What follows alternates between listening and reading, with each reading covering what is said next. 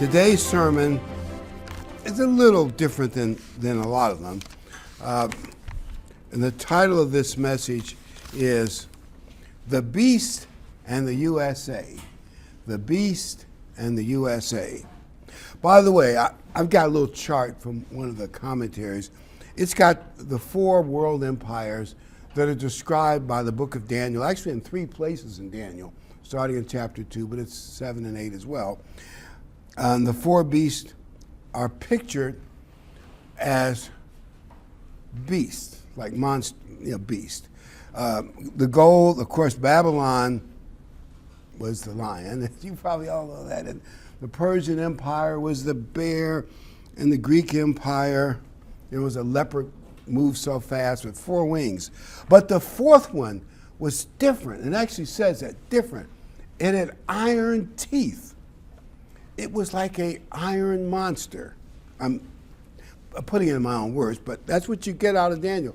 It's like an iron monster. It's much different. Now, this commentary says it lasted until the Roman Empire collapsed in 476 AD. But actually, that isn't true. If you start studying the history of Europe, you'll see the Holy Roman Empire is still there. I mean, it's not so powerful. Its power went up and down, and there are all kind of politics, and it's a mess. But it was there during the Dark Ages. It was there during the 1600s. Matter of fact, when the King of England was fighting America, he needed more troops. Because of some intermarriages between the royal houses in Europe, he was one of the electors of the Holy Roman Empire, so he was able to get some German troops, Haitians and other related groups, come to America to booster their troops to put down the terrible rebellion in America. But it's always been there. And by the way, the last complete iteration of it, do you know that Hitler and Mussolini called their little empire the Holy Roman Empire? That was the official title. They had to deal with the papacy. It wasn't as great as it's going to be in the future, don't get me wrong. And even the EU was started as the Treaty of Rome. And I know if you look at what's going on in Europe now, you can almost sense that certain politicians want the EU to be a powerful military force. As Olaf, the German chancellor, said, we want to be independent. Well, independent of who? Because the United States of America is really their defense, and that's what they want.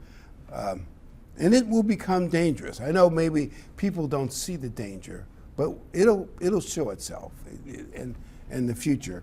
When God is holding the devil back, and you'll see that in 2 Thessalonians, he's holding the devil back. But when he releases whatever is holding him back, it'll fall into place. So I want to talk about what those beasts were like.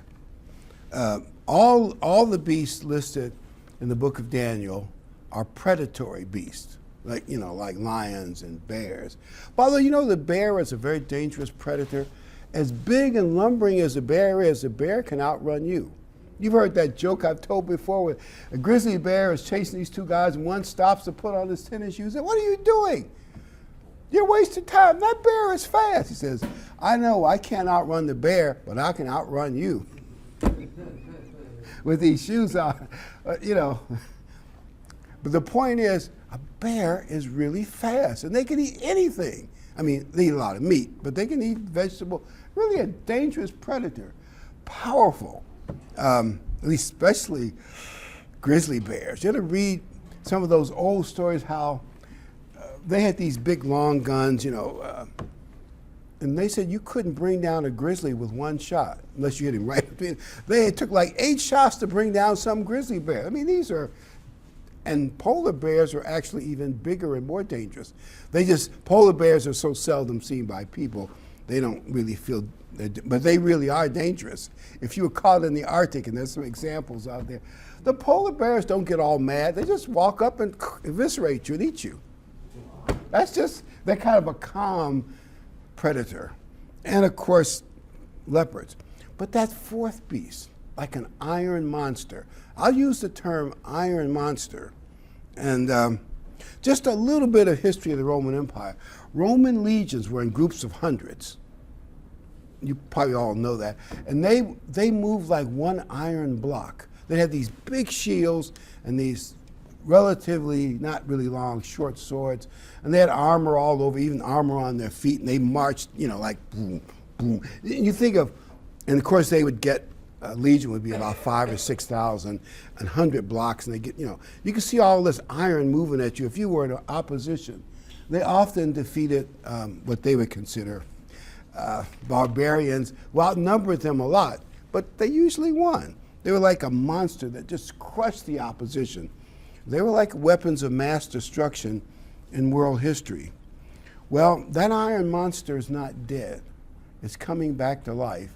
And there's even a scripture which says, who can fight the beast? Meaning they're going to put together, just for a short time period, a military coalition that will look unbeatable. Actually, Hitler thought he had one that was unbeatable, but same with Napoleon. But things don't always work out as you think they will. And the thing that our church has always said is, well, why isn't America in the end time events? Because right now, if you're any dictator, you're going to make any move, you ask, well, what will America do?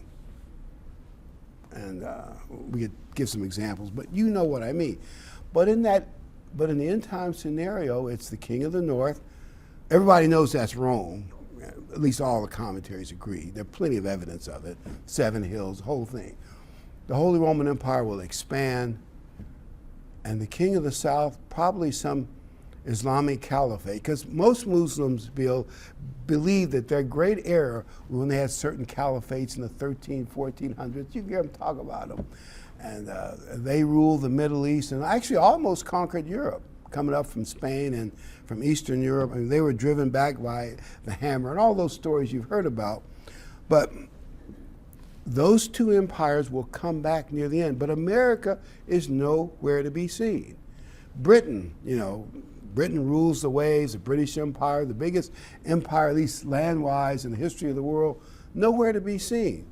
What happened? Well, we know what happened to Britain. Britain is no longer Great Britain, it's just Britain. They let socialism and moral decay eat their lunch. Their navy is nothing. I mean, they have a few nuclear subs, I think they still, but most of the navy is in port. Britain is no longer a world power. They got nothing, I mean, relatively speaking. Now I want to talk about what's happening to America, but I'm going to go, I've got this book, and we can give you details later, but I want to read some letters from this book, and it's called Dear Pen Pal. But once I read this, there's like 4 or 5 letters. I want to just read the first one to you. You'll see what I mean, what is probably going to happen to America, or at least one factor. So the guy said, he asked him about the town he lived in. He said, I live in a nice, this is 1965, I live in a nice, quiet town in California. It's really a nice place. The downtown area has wonderful old buildings, tree-lined streets, no crime whatsoever. People can even leave their doors unlocked and keys in their trucks. This is 1965. I get to play with my friends outside all the time. My parents don't have to worry about us. It's a good neighborhood. I look forward to the yearly parade in town. People are so proud of our city and they're so proud of our country, and they have marching bands and the veterans are there and everybody cheers, and we have a county fair. It's a lot of fun, and it's just a fun, free, safe place. I love going to the neighborhood candy store that is run by an elderly couple downtown. For 25 cents, we get all kinds of stuff, and sometimes they even give us a little break if we have to pay a penny to the tax. They'll just take the candy anyway. It was a great place to grow up in. My dad took me to lunch downtown yesterday. Most of the people wore suits and ties, and the women dressed nicely. We had grilled cheese, and each day at school, we start school by singing My Country, Tears of Thee, and then we say the Pledge of Allegiance. And we feel so proud of America. That was 1965. He writes him in 1970, just 5 years later. Now, this is a town in California. He says, there's so much going on. There's so much is changing. I'm not sure what to make of it all. Our Sunday school class is, and a whole bunch of others are protesting the Vietnam War, and we must push for something called social justice. By the way, I might just make a statement as a Vietnam vet. I didn't even like the way the war was handled, and we could talk about all the details. I would argue that you didn't have to be for the Vietnam War, but you should not have been for the communists, like certain movie stars I could name. They were brutal, broke every rule. I could tell you gruesome stories, but most of you know what I mean. When I say the communists are evil, they're evil. In other words, you may not even agree with everything America does, but you want to remain loyal opposition. And that's an important terminology. You can say, we're wasting too much money in Vietnam, too many resources. We should let them fight their own war. And there's a lot of issues. But that's not what they had in California in 1970. It wasn't loyal opposition. It was people running around with North Korean flags, because when I got back from Vietnam, we landed in California. Anyway, guys were taking off their uniform, and I refused to do that. I said, I dare them to throw rocks at me. But anyway, I was in a bad attitude. But anyway, they're running around with flags on college campuses, praising Ho Chi Minh like he was some saint. By the way, do you know when the communists won the Vietnam War, roughly 4.5 million people were more or less executed in Cambodia and Vietnam and Laos. And the Western press was kicked out, and they didn't cover that story. That's what, those are the good guys. You see, but anyway, I'm getting off the subject. Get back to the subject. He said, when we had our veterans in the march, people were booing the veterans and saying bad words to them. And they were promoting, this is 1970 California, the smoking of marijuana. I could smell the odor all over the place. And at school, they no longer had the two songs I talked about, or Pledge of Allegiance. They now sang a song called If I Had a Hammer. Some of you are old enough to remember that. It was kind of an angry kind of song. No more pledges of allegiance in the public school. Now, I'm going to go through this quickly. He has some more letters, but in 1975, his dad would not allow him to go downtown by himself. It's too dangerous in this nice little town in California. It is too dangerous. They have gangs in public schools now. He's scared he's going to get beat up. He's threatened by gangs of kids. Where these gangs come from, he doesn't say, but all of a sudden, there they are in public schools. They have sex education courses where they show X-rated films. And he went to one, he was shocked. He didn't want to see that. This is public school now. The teachers, some of them have posters with Che Guevara, who also murdered many Cubans, as you might know, Lenin, and other bad examples on the walls of the teachers. The teachers are now getting more anti-America. And they were saying the founding fathers of America were bad and evil, a flip-flop of what they had said 10 years previous. And kids that he knew were dying of overdoses of drugs, and one of his friends got depressed. He didn't, and the letter doesn't explain why, took out a pistol and shot himself. By the way, a lady called me. We're trying to set up a new group in Joplin, Missouri. And she's just moved from a nice little town in California. Her son is, I think she said, 36.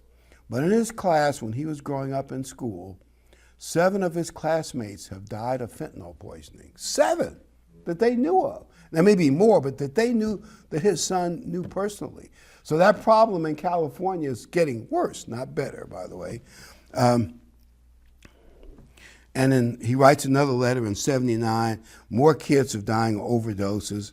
The downtown is ruined. He writes a letter in 2018. The downtown is dangerous, full of tents, full of homeless people who literally crap and urinate on the streets. I mean, that's his words. This is a nice little town in California. They vomit on the street. They went back for a class reunion in 2023. As he and his wife were trying to get to the high school, there were homeless people yelling and cursing stuff at his wife, and he has to kind of shelter her behind him to get him in and out of the building safely. And the downtown used to have nice little stores and shops. Now it's full of tattoo parlors, marijuana dispensaries, and New Age bookstores, and druggies, and homeless people everywhere. And it's even more dangerous than it was in '75. Now you're going to say, what has all that got to do with the beast in America? I think we have to fear the Californication of all of America. In other words, what I call the far left, the radical socialists, communists, and those that are more anti-Bible, anti-God, took control of California somewhere around 1970, and it got stronger and stronger. And they have ruined a great state. When I was young, California was the place to be. Everybody wanted to go to Pasadena and LA, and we went out there once on a trip with the kids. I guess that was in the 80s. It wasn't quite as impressive as I'd imagined. Remember, you see all those beach movies of the kids in California, went to one of those beaches, and California wasn't as wonderful as I thought. That was like 84. I think that's when we were there. I won't guarantee I've got all my dates right, but they want to make all of America like California. If and or when that happens, America will no longer be a world power. I mean, do you see that? The family structure, it's a lot of issues going on. You know, you can't put it all in one, but a whole bunch of things are going on. And they have ruined the young generation. They're anti-American. He talked about how they talked in school about Mother God and being against the patriarchy and being anti-man and anti-father. You know who is really the most anti-father figure? It's Satan. God the Father. That's why the attack on fatherhood. But as they undermine society and fatherhood, can you see how it weakens? And I believe that happened to Great Britain. When we went over there, I think it was 92 or 94, Britain is not, there are nice parts of England, so I better be careful to say that. But when you go to London, you're not going to like it. I tell you some stories we mentioned before. The point I'm getting is the sun is setting on Britain's power. It's pretty clear. How soon will the sun set on America's power?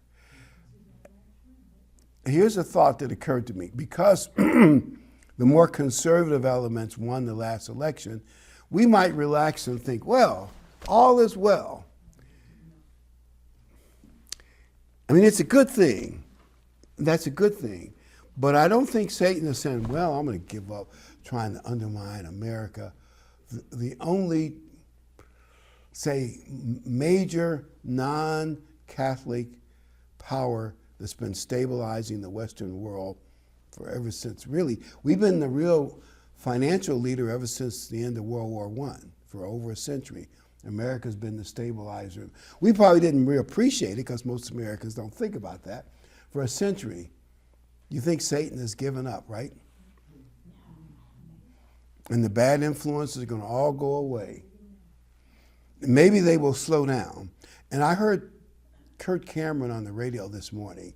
I think I heard him say, you know, all the surveys have shown for the last 20 years when they asked how many are Christians, you know, or nominal Christians, the number has been decreasing, you know, been straight. He says he thinks the curve is flattening out now, and maybe we'll go back up. Maybe that's possible. Maybe we'll have some positive trends, and we can pray for that. But I still say the danger exists. Now I'm going to read Daniel 11:23. This is this is one of the role models of the beast, Antiochus Epiphanes, but this will apply to the final beast even more so. Daniel 11:23. And after the league is made with him. He shall act deceitfully. Some translation says he'll use great intrigue. Intrigue, deceitfully, you get the general idea. For he shall come up and become strong with a small number of people. If Hitler is at least a small model of what the beast is going to be like, some of you might know this, but the big thing I think that really shocked England, because they were kind of the political, diplomatic leaders of the Western world, and Chamberlain, Hitler said, all I want out of Yugoslavia is the border areas where all their fortifications were, where there's an overwhelming group of German-speaking people. They should be part of Greater Germany. And then you'll have peace. It's the last thing I'll demand, because he'd already gotten the Rhineland and some other stuff by bullying and threatening. So they said, okay, and Chamberlain ran around with this white paper, peace in our time, from Herr Hitler. And by the way, I do understand why they wanted peace. After the horrors of World War I, who wouldn't want peace? So I do understand that what happened to him. It's very understandable. Well, you all know what happened. Not too long after that, the German army rolled into the rest of Yugoslavia. All their fortified positions were already given to them. And Yugoslavia was part of Hitler's empire, just like that. And then the next thing was Austria. He promised the Austrian people and the British and others publicly that, because they called the onslaught, to try to get Austria to join his new German empire. Hitler promised that the Nazi party in Austria was fairly strong, that he would not influence them in their election and their decisions on whether to do it or not. He would stand back and he'd be neutral. It made him a real great promise. At the very same time, he was secretly telling the Nazi party in Austria to get ready for them to invade and take over, and there's more to what he told them. In other words, you say one thing to your allies and the public, at the same time you're plotting what you're really going to do. He did the same thing to the Russians. We're your ally. Don't believe anything British intelligence tells you about us invading you. I'm your buddy. Stalin and Hitler together. Of course, he stabbed them in the back and invaded Russia. But the point is, that's what the beast is like. He'll have intrigue. He will probably, if Antiochus Epiphanes is an appropriate model, he'll probably get the secular Jews on his side to turn against the more religious Jews and stab them all in the back and take over brutally. And he, of course, desecrated the temple. And that's the example that Christ mentioned in Matthew 24. When you see the abomination of desolation stand in the temple, then you go so many countdowns and you know the end is coming. So that's what the beast will be like. Now I'm going to go to Daniel 11:36 and 37. By the way, the first thing Christ said in Matthew 24 was, be sure that no one deceives you. The beast will be very deceptive and clever. And he'll probably be backed up even better than Dr. Goebbels backed up Hitler. They'll probably have a worldwide propaganda machine to back him up. You can bet your money on it. Our media has already proven, and in Europe it's even worse than it is here. They're objective? Nope. They're doing what the political leaders want them to do, at least the political leaders on the far left. So you can't count on NBC and ABC to tell you the whole, or the BBC. What a joke. Anyway, Daniel 11:36. Then the king shall do according to his own will. He shall exalt and magnify himself above every god. Now, when you read that, I think to myself, what does that mean? That means that he won't wrap himself up in traditional religion. It'll be different. I'm not sure how different. We'll have to wait and see as we get closer. But it surely will be the worship of a man. They did do that in the Roman Empire. They didn't probably do it to the extent this guy's going to do it, but when they had the triumphs, when Caesar arrived in Rome after his great conquest of northern Europe, and it was all Hail Caesar, that giant parade and all the stuff that the Romans did for a conquering general, and they all said Hail Caesar. Well, later, not that period, but later on, more corrupt emperors insisted on the people worshiping them. Now, they had a whole bunch of other gods, so it wasn't exclusive, but it still was inching a little bit in that direction. I believe it's going to go full bore into worshiping a man. And some kind of new corrupted religion that won't be like any religion that we now know. They're going to corrupt religion. And shall speak blasphemies against the God of gods. Blasphemies against the God of gods. You can just imagine what kind of things he's going to say. And shall prosper till the wrath has been accomplished. Now, he's only going to get a measly 3.5 years. Historically, that's not much time. Only 3.5 years, and then Christ is going to crush him like grapes. And you'll see all that described in Revelation 19. But maybe there's a few years build up to that 3.5 years when he gets that full power, and he thinks he can get away with anything. For what has been determined shall be done. In other words, God is going to allow it to test mankind. Verse 37, he shall regard neither the God of his fathers. In other words, he's going to have, this is a different kind of religion, nor the desire of women. Now, whether he's a sex pervert or not, if Hitler is a model, Hitler was some kind of sex pervert.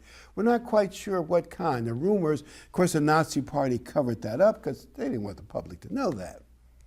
Actually, he didn't marry his so-called girlfriend until, I think, the day before he committed suicide in the bunker. But this guy might be some kind of sex pervert. I know that line can be taken in other ways, too. So I understand there are other ways you can take it. But he shall exalt himself above them all. He's going to be higher than God in anything. I mean, but the scary part is, much of the world will buy it. That's even scarier. It's one thing for some dictator to say, look at me, but the world is going to buy it. That's what's even more shocking. It's a pattern in history. Of course, Antiochus Epiphanes was an early version of it. I'm going to read Isaiah 41 to show you that God says, look at patterns, because these patterns give us information on what's going to happen in the future. Isaiah 41:21. Present your case, says the Lord. Bring forth your strong reasons, says the King of Jacob. Let them bring forth and show us what will happen in the future.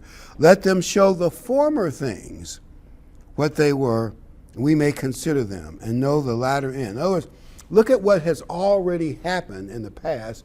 Look at that pattern so you'll know what's going to happen in the future. So that's what we're doing by looking at Antiochus Epiphanes, Adolf Hitler, and I think Napoleon fits that pattern a little bit too. So this iron beast, iron monster is coming. He'll be very deceptive. And by the way, there is a type of propaganda called deification. It was used for evil men like Stalin, who murdered 20 million of his own people, or Mao, who murdered maybe, or through weird agricultural stuff and murder, maybe 40 million Chinese, and Castro and Che Guevara, really wicked men. But they used what propaganda they could get to try to deify themselves. And, well, this beast that's coming is worse. He's worse than all those guys, worse than Stalin, horrible things. By the way, Stalin's not his real name. It means iron. I think Hitler sort of means Iron Man, too. And neither one of them, their real names are kind of stupid names, really. Nothing special, so they renamed themselves. Verse 23.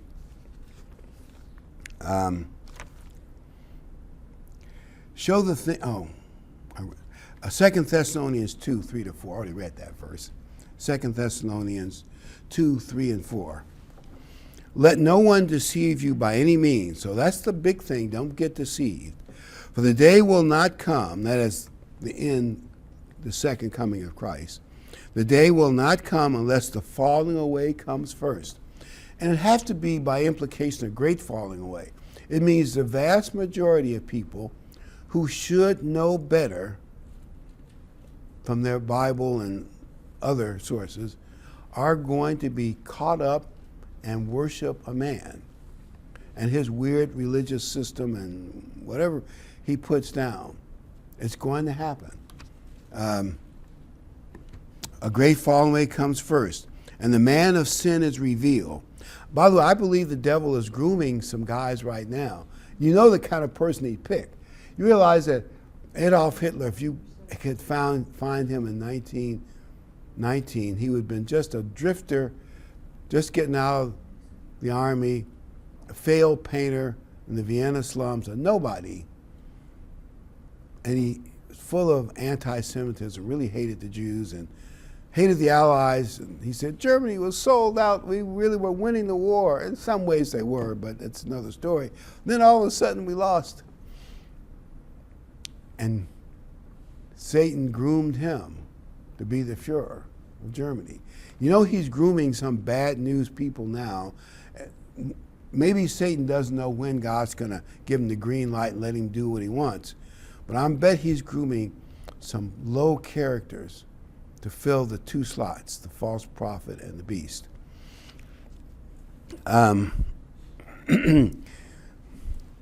Exalts himself above all that is called God or that is worshipped, so that he sits as God in the temple of God, showing himself that he is God. Now, probably at some point it'll be obvious to the world that the temple in Jerusalem on the holy mountain, kind of high above the city of Jerusalem, is the most sacred place in the world, and a beautiful temple and whatever else goes with it. The beast is going to say, that's where I want to be crowned God. And it'll be on television, on the internet, social media, on your cell phones, and whatever else if they put cell phone things in your brain, people talk about that, you know.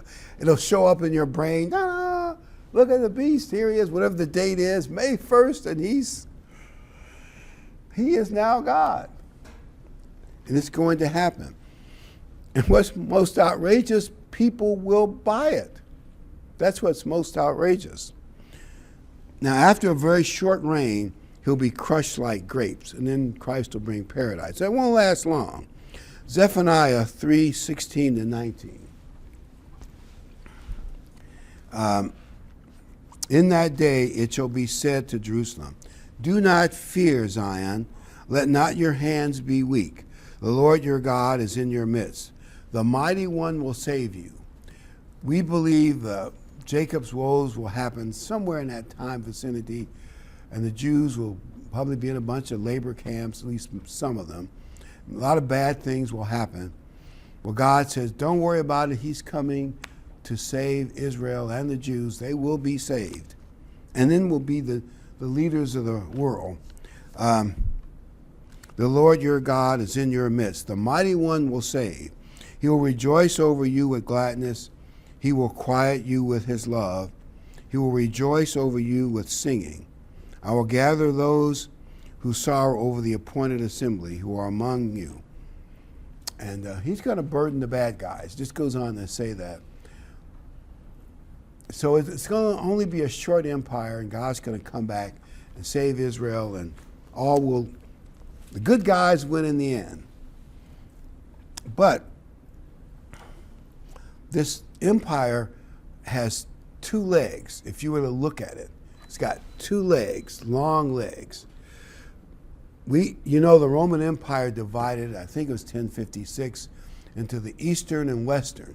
The Western headquartered in Rome, the Eastern originally headquartered in Constantinople, which is now Istanbul. So you have the Roman Catholics in a bunch of Europe. In the Eastern Europe, you have the Greek Orthodox and Russian Orthodox and whatever. Since the two legs, there'll be iron and clay. In other words, some nations their military will be strong as iron, like the Roman Empire, and some will be like flaky clay that doesn't really mesh. All they have to do is hold it together for 3.5 years to fulfill the prophecy. That implies that there will be a joining together of the Roman Catholic and Greek Orthodox churches. Or at least they will somehow find a way to get all of them to support the beast. And I predict there'll be turmoil in Europe. But by the way, no, Germany, maybe a little risky way they did it, passed a $500 billion debt to start building their military. And some of the other European countries are doing more so. They want to be independent of America. Interesting, isn't it? And most Americans probably don't see any danger in that. We're very naive geopolitically. But nothing will happen until God allows it. But evil is still going to be out there trying to corrupt us. Someday a lying, vain leader will arrive in Europe, and God will allow them to unite Europe. I look at people like Zelensky. Now, this is just my thoughts. Nobody else would probably agree. From what I've heard about this guy, he's the kind of guy Hitler might choose. I mean, Satan might choose. And I know deep down he hates America. You're going to say that doesn't make sense. I'll just give you my real opinion. He doesn't like having to rely on America to make decisions for him. I mean, he has to at the moment. Europe is promising stuff, but Europe's not ready. Britain couldn't give it.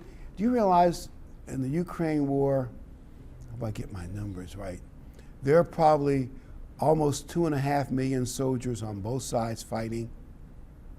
Britain's little pitiful army wouldn't even make, or France's wouldn't even make that big a difference. I'm not saying they wouldn't be glad to have them. I'm not. They kind of, Zelensky's generals probably told, look, we need America now. Those other countries, yeah, they may be ready to help us in 2 or 3 years, but we'll have lost by then. The Russians are slowly grinding them down.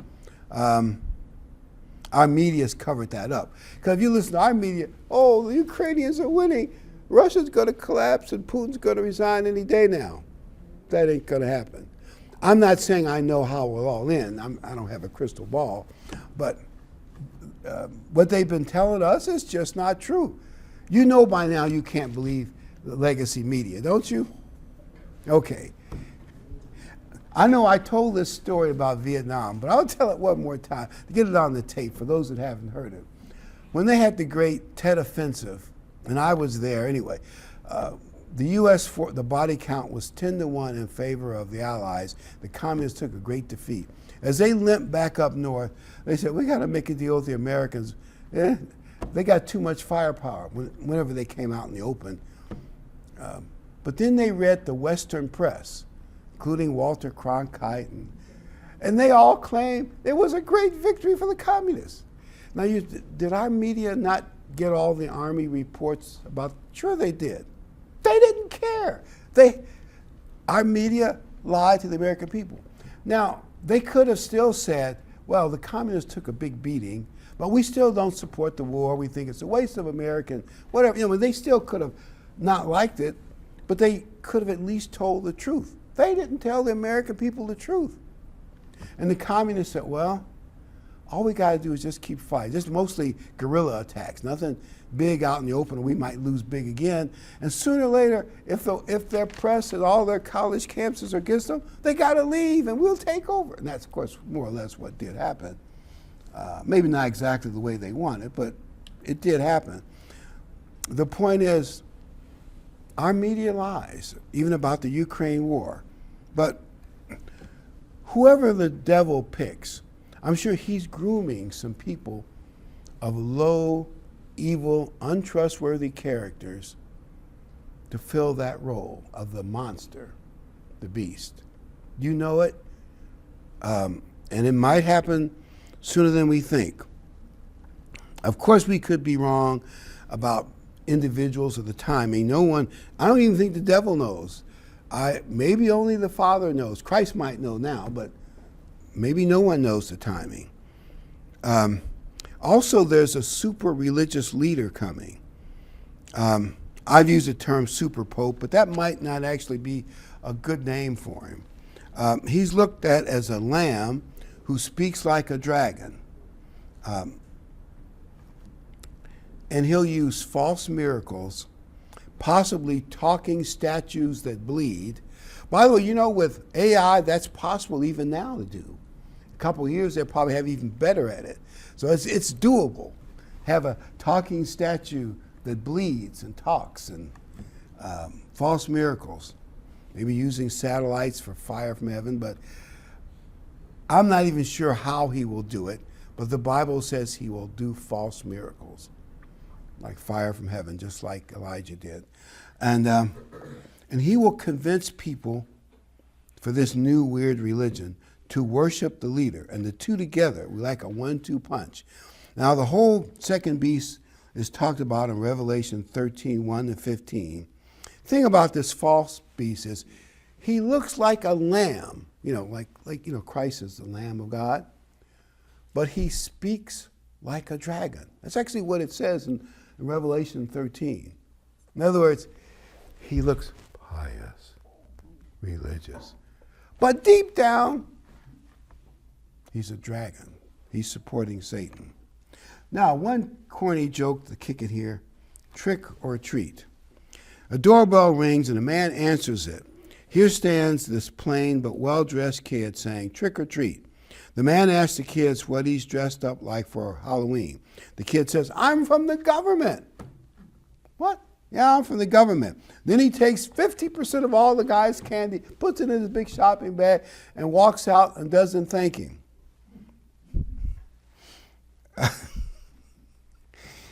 That's what big government does, right? They take care of money. Well, we're going to see a lot of that in the beast power and the giant Europe that's coming. Big government is coming that will take care of us. And I think a lot of people really want to be taken care of by a big government. And what they want people is, and Alinsky and other radicals said, they want to really dumb down the public, and the poorer the people are, the more they are dependent on the government, the easier they can manipulate them. You don't want too many people rising into middle class and being well educated. They may start thinking for themselves. That's what I know that sounds the opposite of what they say, but if you read the radicals' material, I think they're at least some of them are intentionally dumbing down kids in public school. They like that. Dumb them down and brainwash them. But let's get back to us. He wants to seduce us to go spiritually asleep. Let's say we have 10 more years to go. Well, in that 10 years, he'd like to seduce us to drift downstream with the rest of the world, to go along with the Californication of all of America. Go with the flow. Don't resist moral corruption. And let's face it, we aren't doing that well. I mean, I'm speaking of most people in general. We're all weak at times. And I think the answer is to lean on each other, stay close to God, learn the truth, learn the Bible as well as you can. And Satan knows he's probably going down, but his thought is, I'm going to take as many of you with me as I can. And when you read the book of Revelations, he gets the public to blaspheme God and to fight God. When you read it, you think, that's hard to believe. But that's what the book says. Just read those last few chapters of Revelation 16, 17, 18. You think, what? That's what it says. He gets the vast majority of the world to worship a man and blaspheme God. Now, God will crush them like grapes, but they get the world to do that, to fight the Messiah. Satan would love to drift us, get us into that too, or at least get us away from the church and away from God's truth.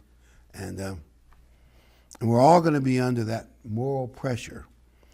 Zephaniah 3:19, behold, at that time I will deal with all who afflict you. I will save the lame. So God's going to take care of Israel. He's coming in the future to take care of us. By the way, anti-Semitism is rising, getting higher. That's a symptom of the devil is pushing more spiritual pressure on the world. You can see it in Europe, in the Middle East. And what's so amazing, the Jews get massacred October 7th, and the next day, everybody's rioting against them. Like they're the evil ones instead of being the victims. College campuses, well, just a couple days ago, they're rioting all over again for Hamas. They got judges saying, you can't kick. By the way, foreign students are not supposed to lead riots and things like that in America. It's part of the green card deal. So they all sign it when they get it. But they got judges saying, forget all that. You can't kick these radicals out. Judges are doing all kinds of stuff. This is going on in America, very anti-Semitic. But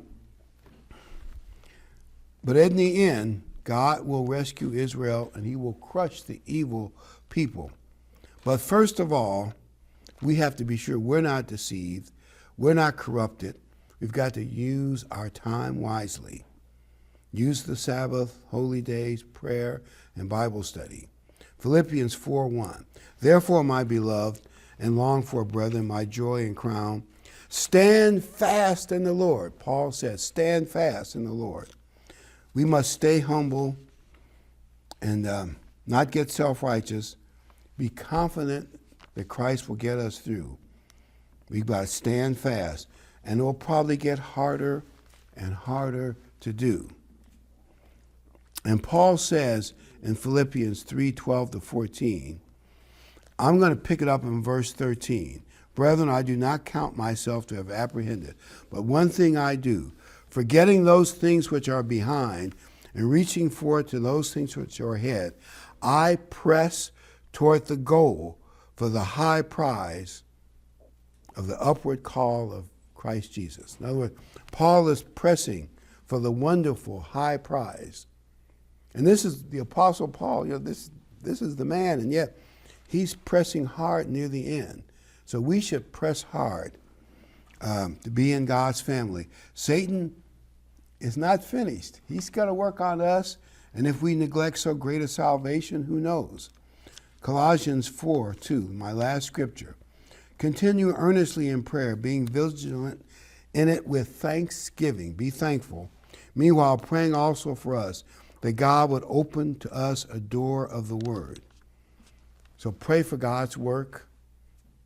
I think there's a campaign in Cleveland today, and they did some stuff in Canada and Toronto last week. Hope that the people who are there come back. The problem is they may show up, but will they come back? People just seem, there's a kind of, I can't think of the exact word, but it's like apathy has taken over many people. They may even know that something's wrong, they need God, but they don't do anything about it. They don't start the conversion process.